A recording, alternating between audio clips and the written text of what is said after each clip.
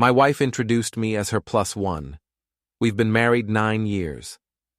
I smiled, shook hands, and pretended not to notice the pause that came before she said it, as if the word husband had suddenly become too heavy to lift.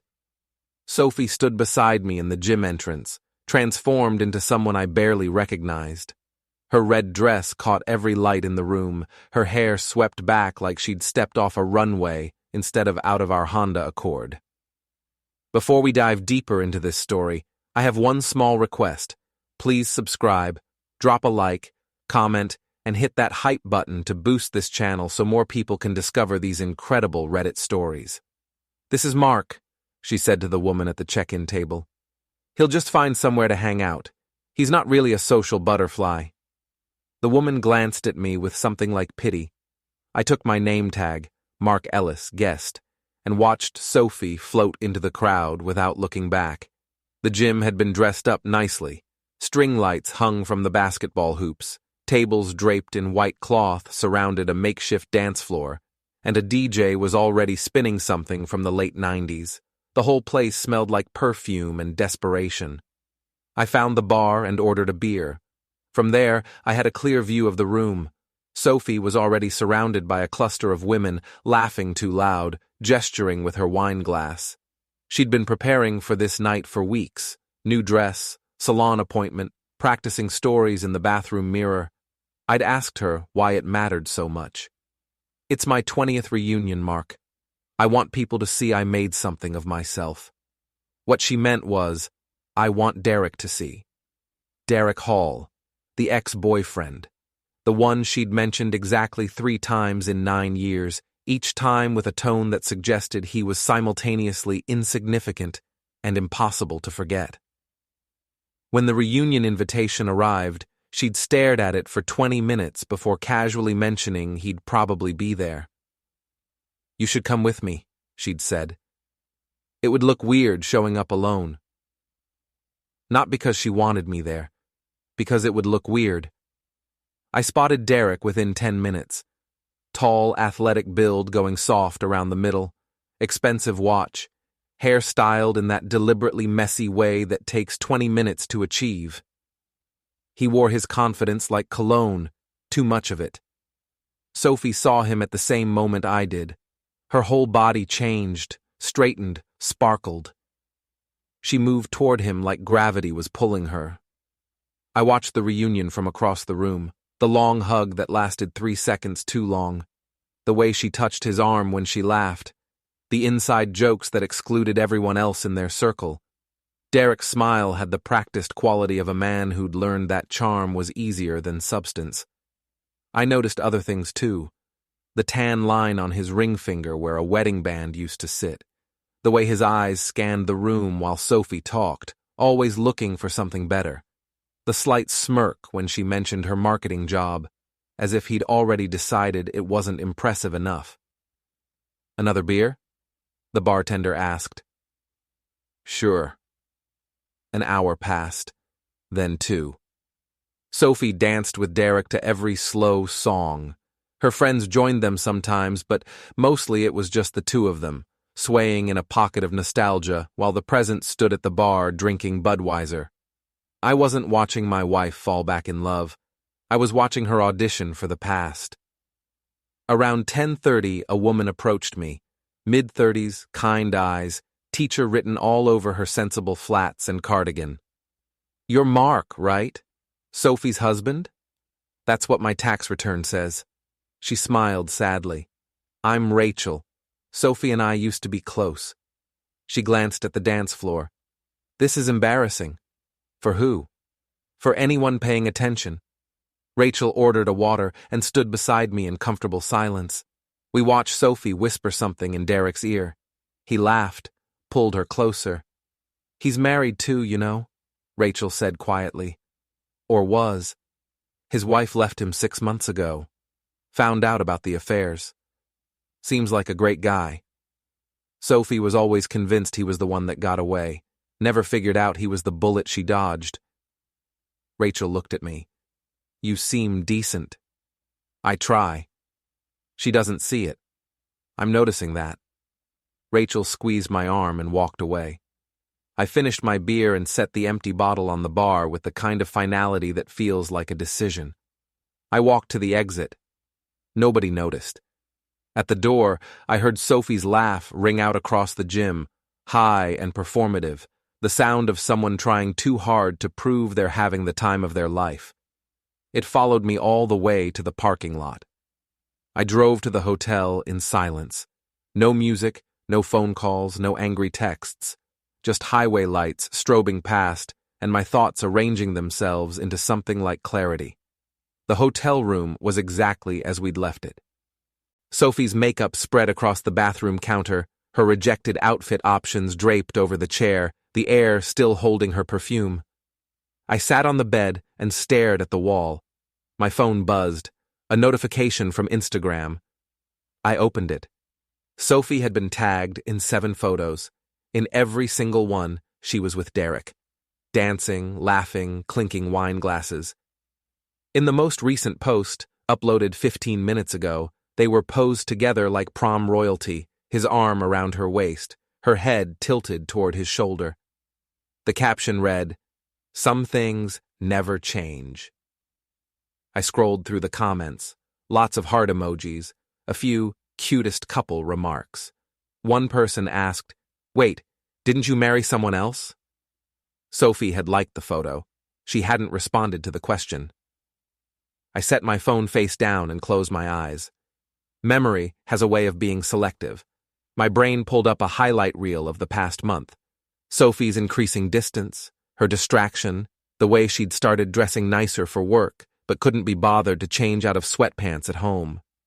The night 2 weeks ago when I'd tried to initiate intimacy, and she'd said she was tired, then stayed up until midnight scrolling through her phone. The reunion wasn't the beginning, it was just the part where she stopped pretending. My phone buzzed again. This time a text from Sophie. "Where did you go?" I stared at it. Watched the 3 dots appear and disappear as she typed and deleted messages. Finally, another text came through. "Having fun? Wish you hadn't left so early." I didn't respond. She'd spent weeks preparing for this night. New shoes she couldn't afford. A spray tan. She'd gone to the gym every day for 2 weeks, obsessing over her appearance in a way she never had for our anniversary or my work events. She'd rehearsed stories, practiced her smile, curated the perfect version of herself. And none of it was for me. The performance had been flawless. The wife who'd made something of herself, the woman who'd moved on, the success story. Every laugh carefully calibrated, every gesture designed to communicate one message: I'm better off. But I'd seen through it from the beginning. The insecurity masquerading as confidence, the desperation dressed up as joy. She wasn't celebrating who she'd become. She was trying to prove it to people who'd forgotten her the day after graduation. More buzzing. Photos appearing in our shared photo stream. She'd set it to automatically sync.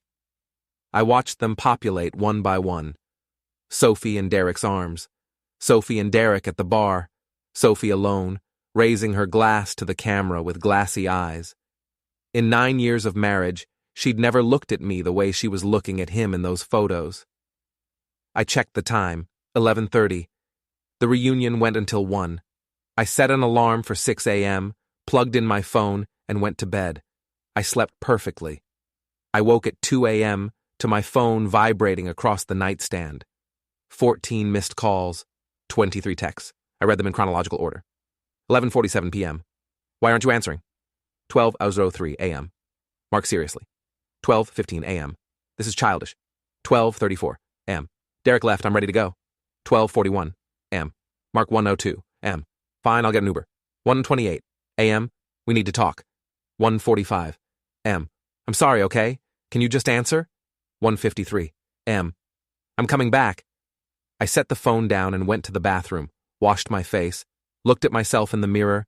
Somewhere in the reflection was a man who'd spent 9 years being the stable choice, the reliable option, the safe harbor, the guy who showed up, did the work, and asked for nothing but basic respect in return. That man was gone. I packed methodically, my toiletries, my clothes, my laptop. I left everything of Sophie's exactly where it was. Then I moved my suitcase near the door and sat in the chair by the window, waiting. My phone buzzed with a text from Rachel. Saw what happened. Derek's wife called. He left in a hurry. Sophie looked lost. Just thought you should know. Another buzz. This time a screenshot from Rachel. Derek's Instagram story. A selfie in his car with the caption, "High school fun, no regrets. Now back to reality." Sophie wasn't in the photo. She'd been cropped out of his reality before the night even ended. I heard her in the hallway at 2:53, the fumbling with the key card, the muttered curse, the door finally clicking open. She stepped inside and froze when she saw me sitting there, fully dressed, suitcase packed. "Mark, you're back early," I said. "Thought it went until 1. "It did. I left." She kicked off her heels. Her makeup was smudged, her hair coming loose from its pins. She looked exhausted. "Why didn't you answer your phone?" "I was busy." "Busy with what? You were just sitting here." "Yeah." She stared at me, confusion shifting into something that looked like fear. "What's going on?" "You tell me, Sophie. It's your party. I don't—" She stopped, swallowed. "Look, if you're mad about Derek—" "I'm not mad." "Then what?" "I'm done." The word landed between us like a stone in still water. She stood there swaying slightly, wine and reality hitting her at the same time. "Done with what?" "With being your +1. She tried tears first. Stood in the middle of the hotel room and cried, mascara running down her cheeks, hands shaking. I sat in the chair and waited for it to pass. "You're overreacting," she finally said, wiping her face with her hands. "It was just dancing. They're old friends." Friends don't delete their husband from introductions. "I didn't delete you." "You made me a footnote, Sophie. Actually, no. Footnotes get acknowledged. I was the fine print nobody bothers to read." She sat on the edge of the bed. "I was excited. It was my reunion. I just wanted to have fun." "You had fun. I saw the photos." Her face went pale. "Mark. 7 photos. Not one with me. Not one where you even looked like you remembered I existed. That's not fair." "You're right. It's not fair. But it's accurate." She reached for her phone, scrolled through her notifications. I watched her face change as she saw the comments, the questions about her marital status, the likes from people who thought she and Derek were rekindling something. "I need to fix this," she whispered.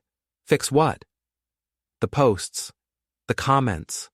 People think what you showed them." She looked up at me. "I made a mistake." "You made a choice." "Mark, please." Her voice cracked. "I love you. I know I messed up tonight, but we can get past this. We always do." "No, Sophie. You always do. I always forgive. There's a difference." Her phone buzzed. She glanced at it, and something in her expression shattered. I didn't need to ask what it was. I already knew.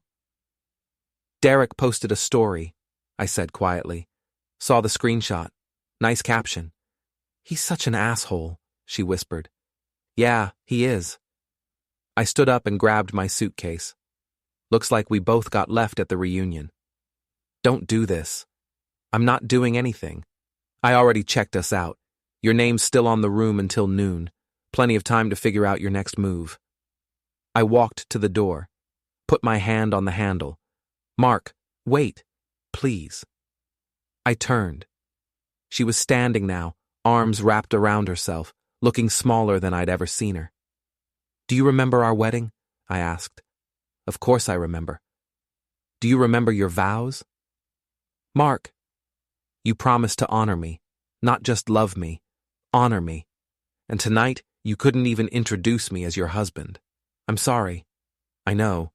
But sorry doesn't fix respect. It just acknowledges you broke it." I pulled the door open. "So that's it?" she said, her voice rising. 9 years, and you're just going to walk away?" "You walked away last night, Sophie. I'm just finishing what you started." The elevator took forever. I stood in the hallway with my suitcase, listening to Sophie crying through the door. She didn't come after me. Maybe she knew it wouldn't matter. Maybe she was already calculating her next story, the one she'd tell her friends about her unreasonable husband who couldn't handle a harmless night out. The lobby was empty at 3 a.m. The night clerk looked up from his phone, registered my suitcase, said nothing. I walked through the automatic doors into air that was cold enough to wake me up completely. My car sat alone in the far corner of the lot. I loaded the suitcase, climbed in, started the engine, sat there for a moment with my hands on the wheel. Movement in the rearview mirror. Sophie, running across the parking lot in bare feet, her dress catching the wind, her phone clutched in one hand. I didn't drive away. I waited. She reached my window, pounding on the glass. I rolled it down. "Don't do this!" Her breath came in gasps. "Mark, please, we can fix this." "There's nothing to fix." "Yes, there is. I made a mistake. One stupid mistake. You can't just throw away our marriage over one night." This wasn't one night, Sophie. This was every night for the past 3 months where you looked right through me. This was every conversation where you checked your phone instead of listening. This was years of me being enough for you right up until you decided I wasn't. That's not true. Then why did you introduce me as your +1? She had no answer for that. Her mouth opened, closed, tears streaming down her face. "I thought I needed to prove something," she whispered. "To Derek. To everyone. I thought if they saw me successful and happy, it would mean something." "And did it?" She looked away. "He left without saying goodbye. Posted that story like I was just part of the nostalgia tour. Like I didn't matter. Welcome to my world. I'm sorry, Mark. I really am. I believe you. Then stay, please. Let's go back inside and talk about this." I looked at her standing there in the parking lot, barefoot and broken, her phone still buzzing with notifications from a party that had already forgotten her. Part of me wanted to feel satisfaction at her fall, but mostly I just felt tired. "You know what the worst part is?" I said. "I would have stayed. If you just treated me like I mattered, I would have stood at that bar all night and been happy, because I was there for you. But you didn't need me there. You needed an audience for your performance, and I wasn't even good enough for that role. I need you now." "No, you don't. You need someone to save you from embarrassment. There's a difference." I put the car in reverse. She stepped back, wrapping her arms around herself. "You can just walk away?" she asked, her voice small. "You did it last night. I'm just better at it." I drove past the gym on my way out of town. The parking lot was empty except for a cleaning crew's van. Decorations hung limp in the windows. A banner reading "Welcome Class of 2005" flapped in the wind. The highway stretched out ahead of me, empty and full of promise. I turned on the radio, found a station playing something I didn't recognize, turned it up loud. In my rearview mirror, the hotel grew smaller and smaller until it disappeared completely. My phone buzzed one last time. A text from Sophie. "I understand if you need space, but this isn't over. I'll fight for us." I deleted it and kept driving. She'd danced with nostalgia all night. I danced with reality. Only one of us made it to the end of the song. By morning, she'd been dumped twice, once by her past and once by her future. And I was finally free.